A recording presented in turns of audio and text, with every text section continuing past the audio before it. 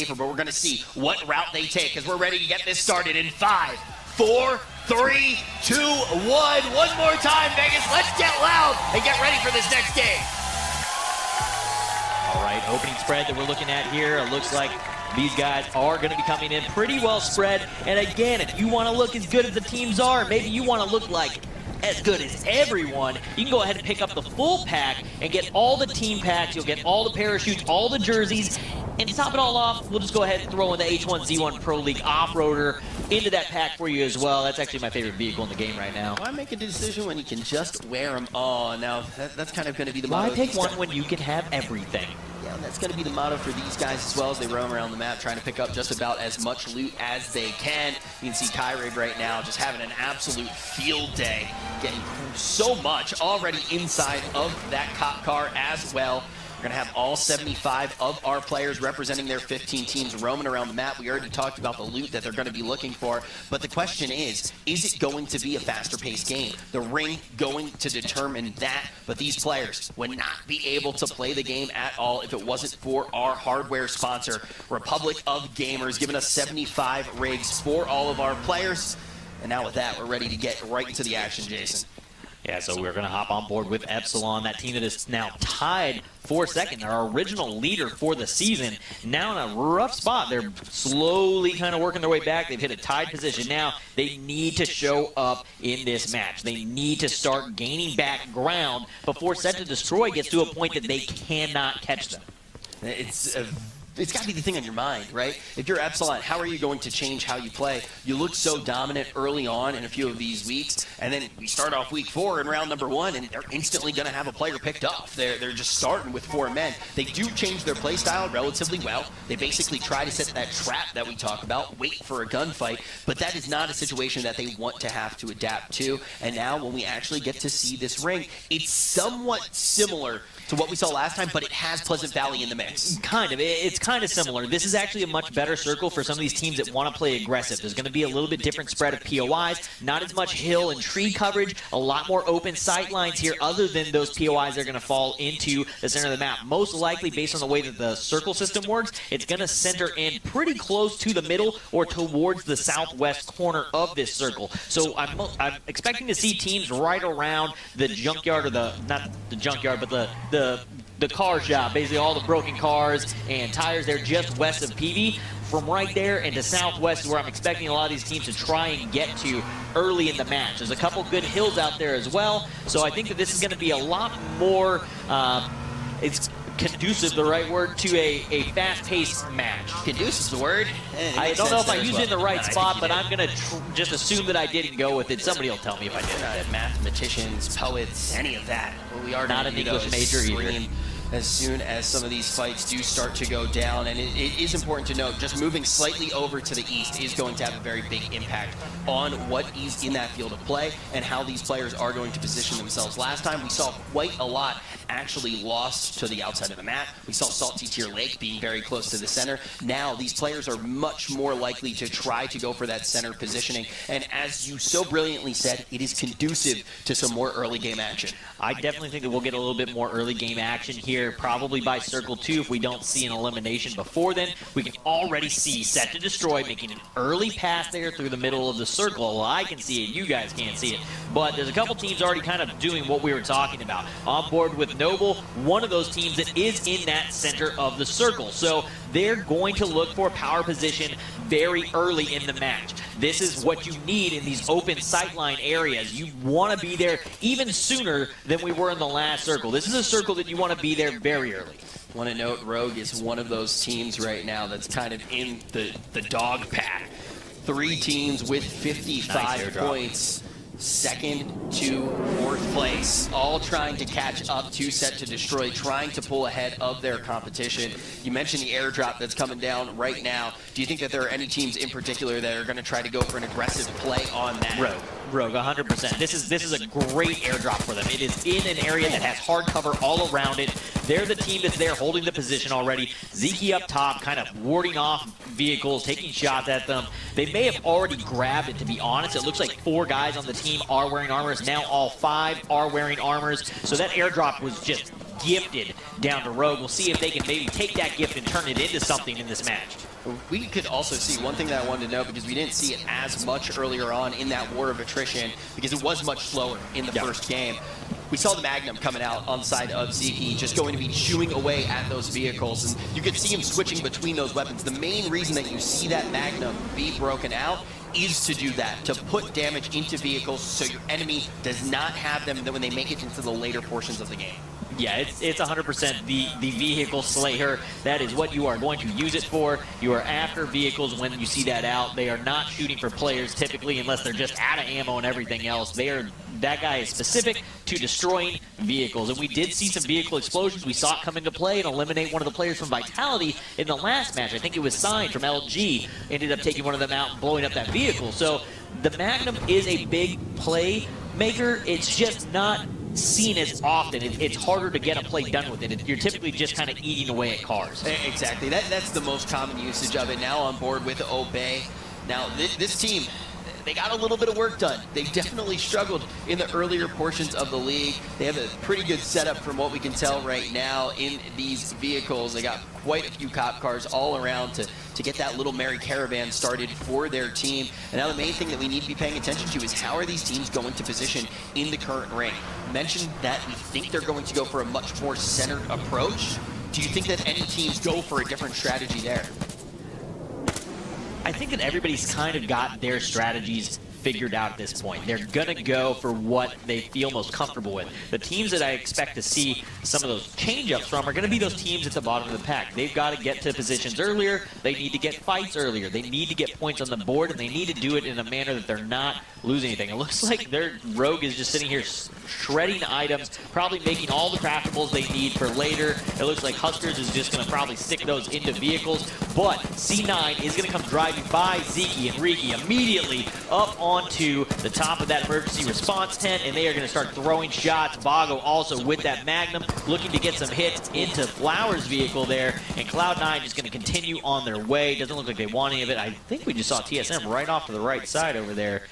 In the wing. TSM might be pretty close. Very comfortable in that neck of the woods there. They're going to be doing that old helmet huddle, just getting down there, tearing up everything, and then the second they need, they got two bodies just going to pop out and put in shots with that Magnum. So Vago there, one of the other things, we talked about dropping your armor last game on the ground when you don't need it. What Vago's doing is he's preloading a helmet onto the ground. If his helmet gets ripped, it's much quicker to whip your mouse down, pick up the new helmet because it'll automatically go on your head. It's much faster to do that than to try and pull it out of your inventory, so these guys are also setting things like that up. That's the stuff that we were talking about doing. You set the armor on the ground. When the fight starts and you need it, you pick it up. You're going to need a helmet at some point. Leave your helmet on the ground. It's much faster to pick up and stay in the fight and stay in quicker, or stay in combat longer. So on up, gonna be rocking those shades right now. He was able to get 5 kills with him last week, but we're gonna be jumping on board with Noble already in a fight. Hiding out in that smoke. It looks like they're gonna get into this cop car and just try to get out of dodge. This will be a very early engagement to be taken here. Now trying to run away from their opponents and get back to their other two members. And we are going to see this circle start to close in. We're going to get the next one announced, and we can see it start to pull over to that west side onto that tire shop, or the right there at the top of the hill, just to the west of PV, right where Cloud9 is. So Cloud9 set to destroy Echo Fox and LG all in that area. That's going to become really compact really quick here, especially as CLG, Gangstars, Impact, and all these other guys start to rotate. They know that the circle's going to close in again. It's not going to pull towards PV. It's going to pull away from it. Now, another thing to note, if this is anything like the ring that we did see last time, all of a sudden there was that powder keg. It just explodes, and the kills go absolutely crazy. If you want to watch any player in particular, if you have a favorite team, you wanted to see how they got eliminated or how they got majority of their points, after the matches are done on Facebook, we get the point of view from every single one of these players loaded up, so you can watch them from start to finish and see what your favorite player did to actually get to the position that they got to. I think that's a great addition, especially for Battle Royale. It's really, really hard to capture every single fight every time. There's so much going on the map with 15 teams all fighting each other. It's definitely a cool aspect that's been added into the Pro League for the people at home to go ahead and get viewing. I think it's also great for the teams to be able to go back and review tape to see what they did wrong. But we are going to hear this bomb plane coming over the top. I don't think it's going to drop anywhere near them. And Impact now looking to take a couple shots up in the direction of Cloud9. Cutie Venom going to go ahead and let that Molotov fly. Adrian going to go down to MiG on the other side there. Cutie Venom still looking for these fights. We were talking about them right beforehand. They were the team to watch. They need to show up. They need to get some eliminations. They've gotten one, but they need to get in there and start getting the rest of these guys down. That is going to be the first elimination of our match, and we see quite a few teams all huddled up here. Will we see more fights go down right now? Fires are ablazing. QT Venom roaming right now, looking for some action. Right near LG, right near Cloud9, and right at the centerpiece of this table of carnage is going to be that airdrop coming down. Airdrop coming down. C9 and Impact here still in a bit of a standoff. Just a stalemate, though. Neither team ready to make a push into the other one. I mean, this is what we're talking about. C9 is another team that, in the standings, could use some more points, I believe. They're also sitting down there at the start of the day, only 5 points above Obey. So, I mean, we really need to see them start getting some eliminations. They need to be willing to take these fights and get points on the board. And both of these teams are standing off. At the start of the day, they were sitting in 13th and 14th. C9 being in 13th, Impact in 14th. So maybe this is kind of indicative of why they are where they're at. I mean, if you remember how Set to Destroy X actually got to the place that they were at, it was sheer aggression. They were going for breaching plays. Benny Boy all of a sudden would be able to just take these crazy shotgun fights. Some fights that people would consider 50-50, but that risk, it seemed to be a high percentage play. It's what got them here. And now, all of a sudden, I think Set to Destroy X is just in this comfortable place that they don't want to just give up points. So they're kind of playing it a little bit slower. But if you want to take the throne, it seems like you need to get incredibly aggressive. Yeah, and we did see that heart rate up on screen there for a minute at 132, and that's kind of not in combat. He wasn't in direct combat. 132 so very high. Looking a little stressed, considering that there wasn't being shots exchanged yet. So that's a high baseline. Definitely is. I mean, with the adrenaline pumping, though, sometimes that's exactly what you need to get into the zone. Now we're going to see Sign letting out some of these long-range shots into Tempo Storm. As soon as they get out of his line of sight, he's got another team to sink into. But CBK Flame is actually going to get that helmet ripped off. Instantly got to put on another one, but it's in a very different, dangerous position. And he is going to be eliminated there. And he's not the only one from his squad to go down. Impact only going to have 3 left up. Did you see who took him out, though? Doug is Raw took him down in that rivalry video. I do believe the CBK Flame referred to him, Doug, specifically as a free kill. So Doug going to come back and take that down. And let's go ahead and take another look at that real quick. Yeah, let's see how free that kill was. We're actually going to see Nah just raining it down. Going to be putting in those shots right behind Doug is Raw. The teamwork definitely going to come in there. Doug is Raw gets in about 70% of the damage into Blank, and then follows up with that kill onto CBK Flame. Benny Boy is going to be assisting him in that. So you can see like a free kill coming in from those shots from those teammates. Yeah, I mean, definitely not a free kill. Doug gonna rain some bullets down. Him and the team coming in and really putting a hurt on Impact. Impact gonna drop 2 members there, so they're gonna be down to 3. They're gonna be in currently, in terms of how many bodies you got on the field, they're behind. They are the lowest body count currently. And early. They were also the team that we said, hey, we want to look at this squad, see what they can do. They're struggling quite a bit, and now they find themselves in a very bad position. Tempo Storm and that was a really scary moment there. I thought we were going to lose some members from Tempo Storm. We are going to lose off-screen Yogi to an own kill to a vehicle, but it was Benny Boy who seemed to have set that up just a little bit by getting some damage in. But in this neighborhood, we got some unfriendly neighbors. It is going to be Gangstars and Tempo Storm right up against each other, only separated by 2 houses. And these vehicles are going to go down. The last vehicle for Gangstars is about to blow up. Same thing here. It's going to blow up, and it might have done damage. I can't see from the camera angle right now, but it may have done a bunch of damage to the other vehicle as well. So Tempo Storm not really having a vehicle to get away in either. Both these teams going to be stuck most likely on foot. Looks like they actually rotated the 1 Jeep around. So they're going to have the 1 Jeep for Tempo Storm, but it's already hurting. And putting 5 bodies in a damaged vehicle is usually not very good. That is setting yourself up for failure. Tempo Stars and Gangstars still going to be just right across the map from each other. You can see this is going to be a difficult situation for them. Now looking at our new ring, we can see these players starting to actually move in. But we want to see how this fight did play out. So we're going to go back, actually take a peek at what went down as Gangstars tried to grab that vehicle. Yeah, so Gangstar's going to try and grab that vehicle, and you're going to see shots come out into the back of that vehicle where Beast was the driver. Not able to really get much done there. Both teams going to lose vehicles. Yeah, really, it was a standoff where neither team really gave up any players. They just kind of sacrificed vehicles. Gangstars did end up dropping one, but no major elimination. Stop a little, though. Gonna go down to Imperial Howl from C9. Set Destroy in a close range engagement here. We're gonna lose another one. Benny Boy gonna go down. Douglas Raw gonna go down. Losing Chappie and Flowers. Set Anna and Prodigy Ace is gonna get taken down there. Frex, last one left alive, and he is gonna go down to CLG. So Set to Destroy and C9, first two teams eliminated here. C9 or Set to Destroy getting eliminated very early. This is not something they're used to, at least in the past 3 matches they played last week, and the first game today were both big matches for them. They got a whole bunch of cushion, though, to work with here. They got a little bit. And now we're going to see CLG looking at Vitality. They got quite a bit of pressure behind them, though, as well. CLG, though, really was that team that got a lot of that work done, that was going to start eliminating these teams, and it doesn't look like they are going to relent. Now it is Sloth who's putting in those long-range shots, trying to fight for a little bit of ground here. Looking at none other than Grimmy Bear, trying to do just the same, and all of a sudden we see CLG just stuck between a bunch of teams, trying to figure out where they want to put their crosshairs, doing a little bit of work on Vitality, Jason.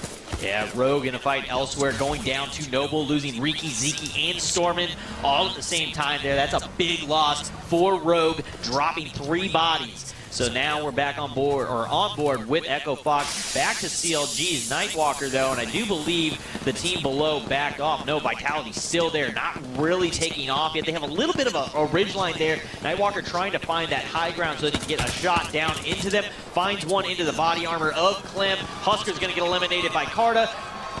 Vago going to take out Drop, and then Vago's going to go down, and I do believe that is going to be it for Rogue, as they are the 3rd team eliminated here in match number 2. Gas now pressing, and CLG needs to get moving. CLG just pressed up against the gas there, still looking at Vitality, looking for this fight. It's going to be none other than Nightwalker. He's got his sights on Hurrah, going to be able to peek down for just a second. LG going to be able off-screen to just completely light up Alliance. And finally, we are going to see Impact Gaming pick up a kill. And CLG going to get a couple eliminations there onto Vitality. Vitality coming in with a nade throw, and they are going to connect onto Kreenak. Kreenak going to go down. TSM now losing Trib and Carta to Impact Gaming, and Echo Fox going to come through and take out Daw and Flame Hopper. We're still seeing players drop left and right. We do have a quick replay, though, of what we just saw go down.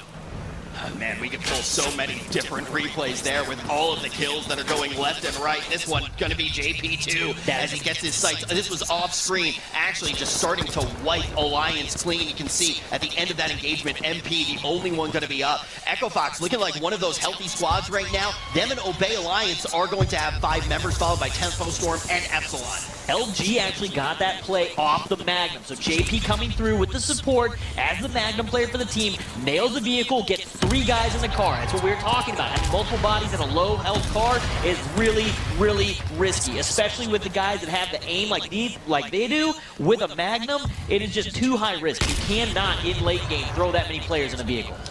So some teams that could be scary. We said that Impact Gaming and Obey needed to step up. They seem to be doing it. Blood Inferno, though, going to be taken out, which means Impact Gaming only has 2 left. But LG is this team that is currently tied right now with Epsilon and Rogue in that 2nd place spot with 55 points. And you can see them very high up on the leaderboard, still with 4 players as well. This could potentially be their chance to crawl up a little bit. Set to Destroy gets eliminated nice and early. They're only going to have 5 points, and I don't believe that they were in that modifier range. Now Epsilon wants to get something going as well, and you can see Obey just wants to step to them here, going for that breaching play, running right on in. They're going to be looking for the kills, and we just have a shotgun slaying fest going on right now. Tempo Storm pulling down kill after kill. LG going to be able to jump in and take down Reptar. Zach falls as well. It's Gangstars in the fray, and we are just not stopping. Buffalo with just 10% health, going to be able to make a play happen. Epsilon still going for more and more. And this is why this is a squad that has been so dominant week after week. We're into our top 6 teams. Yeah, Epsilon going to go ahead and shut down that play from Obey. Takes him out. Gangstars, though, going off. They were down a player, and they turned that one around and eliminated Tempo Storm. So Gangstars with some great play there. Shotgun inside. Those are definitely high intensity, high I'm sure the heart rate monitors, had I had the time to look at them, were probably through the roof on that. Those are definitely some high-stakes situations that put your blood pressure way up there. Epsilon and LG currently tied in this game. LG's going to have the advantage of having the extra man. They're also tied on the leaderboard. Now LG wants to try to change that, putting some shots in from decent range into Echo Fox. Echo Fox hiding out in the trees, and you can see Epsilon still going to be in their crosshairs as well. LG wants to get it done here. They want to catch up to Epsilon. Epsilon now has those 7 points. Echo Fox going to be the ones to shift this fulcrum, to shift this scale. Who are they going to get into the gunfight with? Gangstars not looking healthy here, Jason. No, they are getting shot at right now by the push from Echo Fox. In comes the nade right behind Buffalo, and it's going to connect. Brock's going to take him down. Now, looking for the last member of Gangstars is Echo Fox. He is inside, Naskell just outside, or just inside in the building there. Echo Fox now looking at the direction of LG, who they're getting a little bit of an assist there from Impact Gaming. Impact Gaming still here. We talked about it before. They need to show up big. They're staying in the game long. Rogue going to return that note onto Sweet Dreams. LG and Epsilon still just neck and neck here, and they are just preying on these other teams. Finally, Epsilon's going to be able to find those members of Echo Fox who are just being a thorn in the side. They're going to have 1 player left. Gangstar's going to have 1 player left. Epsilon and LG completely tied up 3 and 3, and all of a sudden LG gonna find another kill here. That's gonna put, and then all of a sudden Epsilon ties it up. We're just gonna have LG and Epsilon still tied at 8 points apiece. And we're currently into that second level of modifiers. So Echo Fox also made it in there in the top 5. So that'll be something to take a look at at the end of the match. But LG now in this close range fight with Noble. Rogue gonna back off for a moment after he takes a hit. Gonna let a nade fly. See if he can connect. Spirit, Chance, both gonna go down. JP2 gonna get eliminated by Sharima. And then Sharima gonna get put down by Gypsy. But Epsilon starting to rain down shots. Epsilon played it so smart. Let the other teams get in the fight. We're just going to come in and hope our bullets hit last. And they're going to be tied with LG as far as the points are concerned. But we know how big the 2x modifier is going to be. Rogue trying to get 1 more before he is sent to the grave. All alone for his team, putting in these long-range shots into Venom. Going to be able to get him down, though, is Melander just rips that kill away. And now we have Rogue all by himself. What is he going to do? Just run into the gas, buddy, because Epsilon looks like they're going to be able to get this 2x multiplier. That is the play. A 1v2 he was able to pull off. A 1v3 he's just not going to get it done. Not against Epsilon. He knows it. He's going to go ahead and deny them the point. Epsilon needed to know where he's at, and they need to go for the chase. They may go chasing straight into the gas. They think he's on the hill. He's already gone and eliminated himself. Deny them the point. Epsilon definitely wanted that point, but that's gotta feel good. After coming in week 1 and crushing it, they've had 2 really rough weeks, showing back up last game today. The highest scoring game that we have seen is 28 points. They're able to get 22. They were tied with the likes of LG and Rogue for that second place with 55 points. All of a sudden, with a somewhat disappointing performance from Set to Destroy X, as you can see, they're not even going to be up on this leaderboard right now in our top 8 teams. All of a sudden, Epsilon can maybe start to close that gap just a little bit. Yeah, you've got to start gaining the ground back, and this is the type of match that's going to do it. When the top team underperforms, you need to show up big to close